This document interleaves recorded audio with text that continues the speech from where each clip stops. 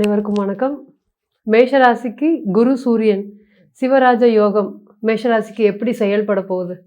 ஜூலை மாதம் 16ஆம் தேதி காலபுருஷனுக்கு 5ஆம் அதிபதினு சொல்லக்கூடிய சூரியன், காலபுருஷனுக்கு 9ஆம் அதிபதினு சொல்லக்கூடிய குரு, இவங்க 2 பேரும் இணையிறது கடகத்தில் இணையிறாங்க.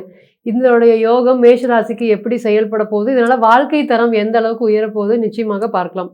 மேஷராசியை பொறுத்தவரையும் எல்லாருக்குமே பொதுவான ஒரு 5 9ஆம் அதிபதி குரு சூரியனாலும் மேஷராசிக்கு அவங்க ரொம்ப ஒரு யோகத்தை செய்கிறதுக்கு கடமைப்பட்டிருக்காங்க. ஸோ இந்த நேரத்தில் இவங்க 2 பேருடைய இணைவு 4ஆம் இடம்னு சொல்லக்கூடிய பாக்கியஸ்தானத்தோடு சம்மந்தப்படக்கூடிய இந்த யோகம் எப்படி இருக்க போகுது நிச்சயமாக பார்க்கலாம். மேஷராசிகள் ரொம்ப கஷ்டப்பட்டுட்டு இருக்காங்க இன்னைக்கு. மேஷராசியை பொறுத்த வரையும் இன்னைக்கு நிம்மதி தூக்கம் அப்படிங்கிறது இல்லவே இல்லை madam. Hard working dedication personalities தான் இந்த மேஷம்.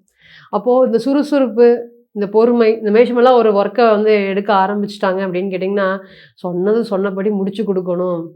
அந்த நேரத்தில் எவ்வளோ இஷ்யூ இருந்தாலும் பரவாயில்ல, எவ்வளோ இஷ்யூஸ் அதில் இருந்தாலும் பரவாயில்ல, அந்த விஷயத்தை நான் காப்பாற்றி கொடுக்கணும். சொன்ன சொல்லை காப்பாற்றுறதுக்கு போராடக்கூடிய படை தளபதி மேஷத்தோடைய வீடு. அப்போ அந்த ராசியில் பிறந்த நீங்கள் எப்படி இருப்பீங்க? சொன்ன வாக்குறுதியை காப்பாற்றணும் அப்படிங்கிற மாதிரி ரொம்ப அதில் ஸ்ட்ராங்காக இருப்பீங்க. இன்றைக்கி அந்த விஷயங்கள்லாம் நடந்துதா அப்படின்னு கேட்டிங்கன்னா இல்லை. ராசிநாதன் உங்களுடைய ராசிக்கு பொறுத்தவரையும் ஆவரேஜாக இருக்கார். அப்போ சனீஸ்வர பகவான் ராசிக்கு வந்துட்டார். அப்போ என்னென்னா, இந்த நேரம் கடுமையாக ஏதாவது எஃபர்ட்ஸ் போட்டால் ஜெயிக்கிற மாதிரியான ஒரு சுச்சுவேஷனை ஏற்படுத்தி கொடுக்கணும். அதுக்கு உண்டான எஃபர்ட்ஸ் போட்டுட்ருக்கேன். சனீஸ்வர பகவான் 3ஆம் இடத்தை பார்க்குறாரு. அப்போ கடுமையாக போராடிட்டு இருக்கேன் அப்படின்னு சொல்கிறவங்களுக்கு இது ஒரு யோகமான டைம் பீரியட். யாரெல்லாம் நான் எஃபோர்ட்ஸ் போகிறதுக்கும் கன்சிஸ்டன்சியாக ஒர்க் பண்ணுறதுக்கும் ரெகுலர் ஃபாலோஅப்ஸ் பார்த்துட்டு ஒரு விஷயத்தை கொண்டு போகிறதுக்கு தயாராக இருக்கேன் மேடம் அப்படின்னு சொல்கிறவங்களுக்கு இது எல்லாம் தான் வாழ்க்கையில் ஒரு பெரிய ஒரு யோகம் எப்படி செயல்பட போகுது. ஃபஸ்ட்டு குரு சூரியன் 2 பேருமே சூரியன் பார்த்திங்கன்னா மாத கிரகம், குருங்கிறவர் வருட கிரகம். இப்போ இவங்க 2 பேரோட இணையறதுனால பொது வாழ்க்கையில் பெரிய பல மாற்றங்கள் அப்படிங்கிறது ஏற்படுக்கும். பர்சனல் சம்மந்தப்பட்ட விஷயங்கள் எல்லாத்துக்குமே ஒரு பெரிய பாதை. ஃபஸ்ட்டு ஜூபிட்டர் அப்படிங்கிறவர் பார்த்திங்கன்னா ஒரு யோகத்தை கொடுக்குறது. மேஷராசியை பொறுத்தவரை 9ஆம் அதிபதினு சொல்லக்கூடிய ஒரு யோகத்தை, ஒரு வழி பாதையை, ஒரு எக்ஸாம்பிள்.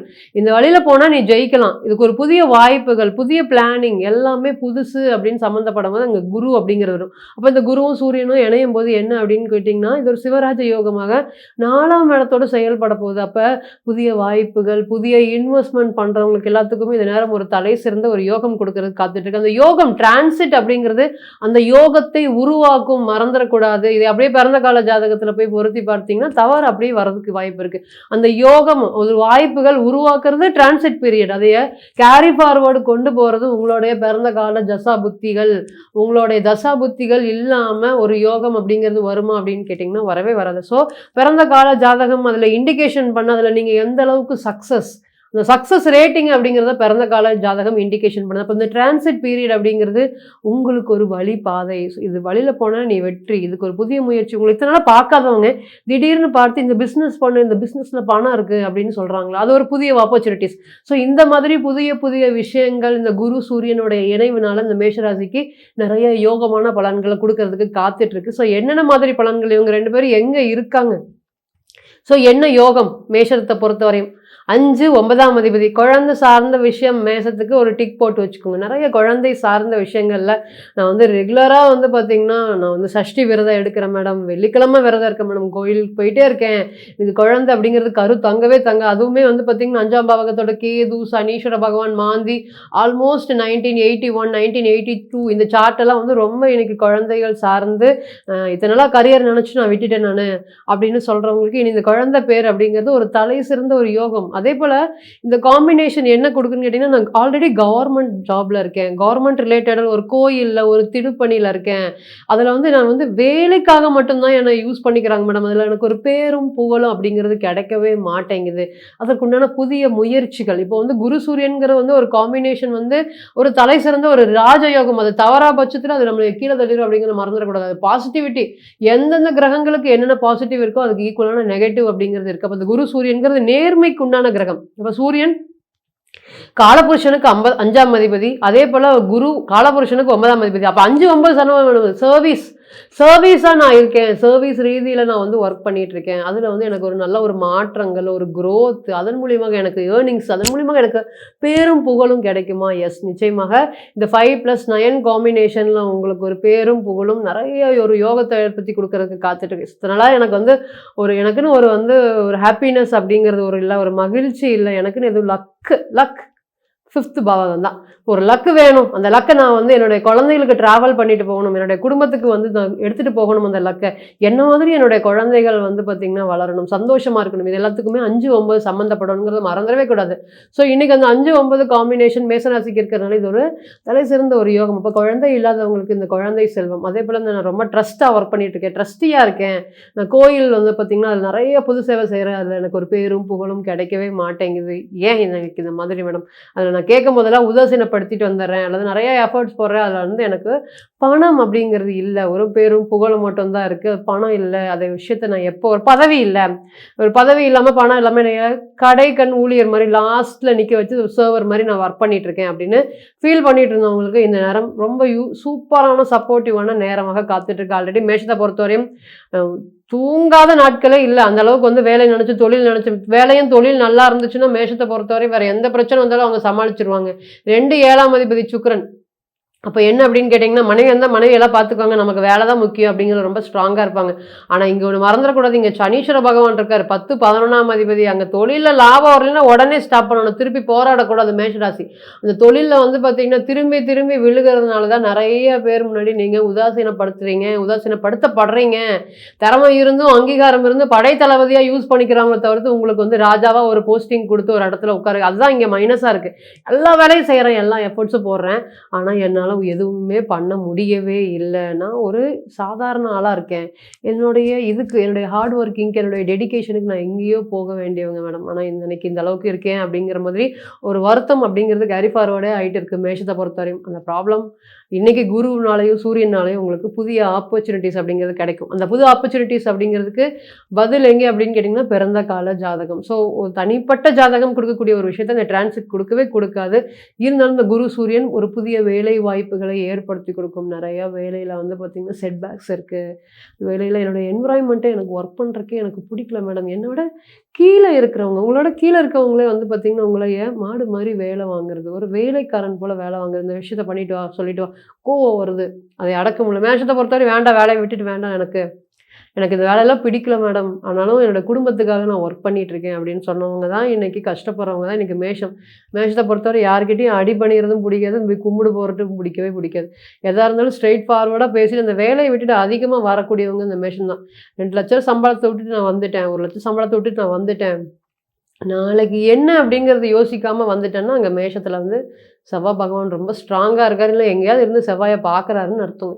ஸோ அந்த அளவுக்கு வந்து இதனால் ஒரு விஷயத்தை உதறி தள்ளிட்டு, எனக்கு கௌரவம் தான் முக்கியம், ரோஷன் தான் முக்கியம், மானம் தான் முக்கியம், இதை இழந்துட்டு எனக்கு எது வந்தாலும் அது யாராக இருந்தாலும் எனக்கு கவலை இல்லை அப்படின்னு சொல்கிற மாதிரியான ஒரு காம்பினேஷன் மத்தியில் இன்றைக்கி இந்த குரு சூரியனால் உங்களுக்கு ஒரு தலை சிறந்த ஒரு யோகம். போன இடத்துலையே வேலை, உங்கள் வேலையை நீங்கள் யாரும் செய்ய முடியாதுங்க. இன்றைக்கி நீங்கள் தான் அந்த இடத்துல அந்த பேர், இந்த வேலைக்கு போயிட்டாங்கன்னா இவங்கெல்லாம் பரவாயில்ல அப்படின்னு மற்றவங்க விட்டு கொடுத்தாலும் கொஞ்ச நாட்கள் கழித்து ஒரு 5 மாதம் 6 மாதம் ரொம்ப சூப்பராக வேலை செஞ்சாங்க, அவசரப்பட்டு வெளியே போயிட்டாங்க, திருப்பி இவங்களை கூப்பிடுங்க அப்படின்னு இந்த இழந்த வேலையை மீட்டெடுக்கிறது உங்களுக்கு ஒரு பேரும் தான் கொடுக்கும். குரு சூரியன் ஒரு நேம் ஃபேம் கண்டிப்பாக கொடுக்காம போகவே போகாது. அப்போ இந்த வேலை செய்கிற இடத்துல இந்த மாதிரி என்விரான்மெண்டல் பிரச்சனை, என்விரான்மெண்ட் சார்ந்த பிரச்சனைனால அங்கே ஒர்க் பண்ணவே முடியல. அவ்வளோ ஒரு ஹெக்டிக்கான ஒரு ஒர்க் லைஃப் அப்படிங்கிறது மேஷத்தை பொறுத்தவரை இதுக்கெல்லாம் என்ன காரணம் அப்படின்னு கேட்டிங்கன்னா சனி பகவான் தான். 12ஆம் இடத்துல இருக்கும்போது ஒரு நிம்மதியான ஒரு தூக்கம் இல்லாமல் ஒரு சோம்பேறித்தனங்கிறது மேஷத்தை பொறுத்தவரை மாறவே ஆகாது. அந்த மாதிரி ஒரு வாழ்க்கையை கொடுத்துட்டாரு. ஸோ அதிலிருந்து இப்போ படிப்படியாக மீண்டு வர்றதுக்கு இந்த குரு சூரியன்கிற சிவராஜ யோகம் காம்பினேஷன் அதே மாதிரி தரதுக்கு காத்துட்ருக்கு. ஸோ இழந்த வேலை வாய்ப்புகள் அப்படிங்கிறது நிச்சயமாக உங்களுக்கு கிடைக்க போகுது. அதுக்கு மேலே அப்படிங்கிறது இந்த காதல் சம்மந்தப்பட்ட உறவுகள் மேஷமெல்லாம் லவ் பண்ணாங்கன்னு வச்சுக்கோங்களேன், எவ்வளோ ப்ராப்ளம் இருக்கட்டும் மேடம், நான் இந்த பொண்ணு கல்யாணம் பண்ணிக்கிறேன், நான் முடிவு பண்ணிட்டேன் மேடம், ஃபிக்ஸ் பண்ணிட்டேன் மேடம் அப்படிங்கிறது ரொம்ப தெளிவாக இருப்பாங்க. இப்போ உறவு சார்ந்து நிறைய கம்யூனிகேஷன் ப்ராப்ளம், இந்த வேலை சார்ந்து, அதனால் வந்து என்னால் டைம் ஸ்பெண்ட் பண்ண முடியல. நாங்கள் நல்லா இருந்தோம், நல்லா பேசிகிட்டு இருந்தோம். திடீர்னு ஏதாவது ஒரு விஷயத்தினால எனக்கு வந்து அடுத்த ஸ்டெப்பு மேரேஜுக்கு போகிறதுக்கு இன்றைக்கி எங்கள் வீட்டில் ஆப்போசிட் பண்ணுறாங்க, அகெயின்ஸ்ட் பண்ணுறாங்க.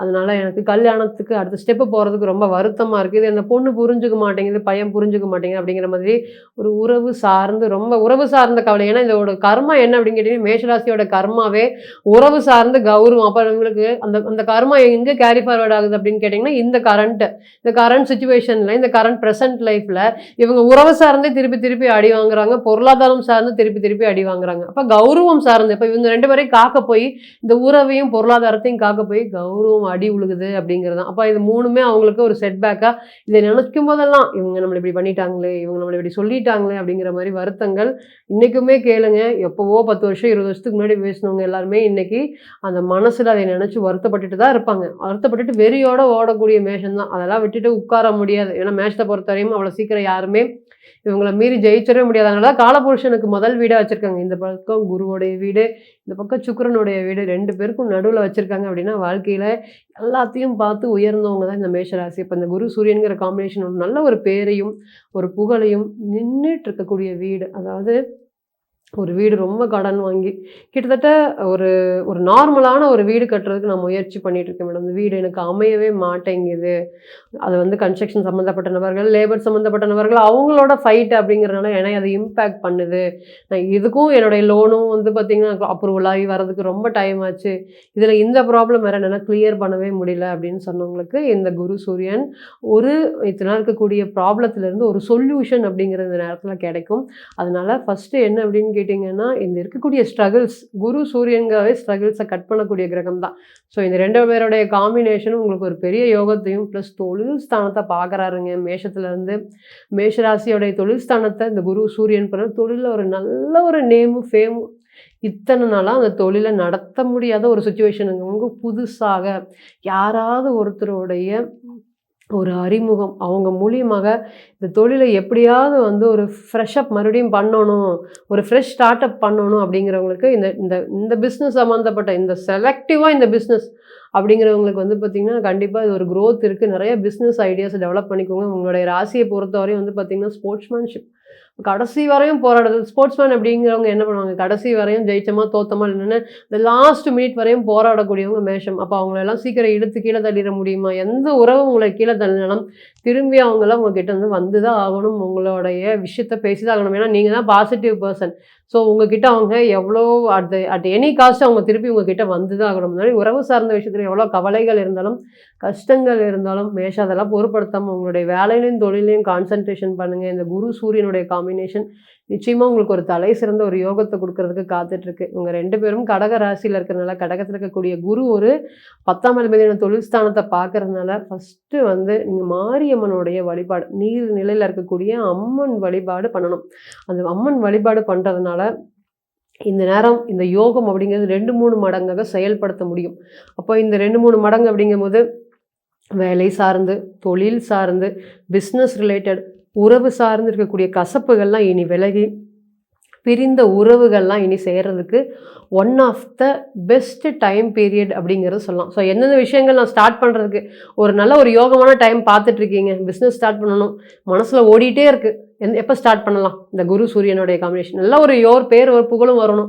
ஒரு வேலையில் வந்து பார்த்திங்கன்னா அடுத்த ஸ்டேஜ் போகணும், எப்போ கேட்கலாம்? இந்த குரு சூரியன் காம்பினேஷன். எனக்கு பிடிச்சிருக்க பொண்ணு வீட்டில் போய் எப்போ பேச போகலாம்? இந்த குரு சூரியன் காம்பினேஷன். இந்த மாதிரி எந்த ஒரு விஷயத்தையும் இந்த குரு சூரியன் அப்படிங்கிற இந்த காம்பினேஷன் ஒரு one of the best time period அப்படிங்கிறத கொடுக்கும், மாற்று கருத்தே இல்லை.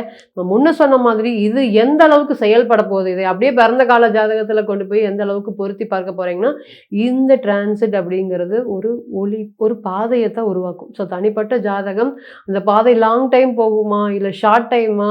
ஒரு பிஸ்னஸ் எடுக்கிறீங்க, இந்த குரு சூரியன் காம்பினேஷன் ஜூபிட்டர் 10ஆம் அதிபதி பார்க்கறதுனால 10ஆம் இடத்தை பார்க்கறதுனால ஒரு பிஸ்னஸ் வாய்ப்பை உருவாக்கும்.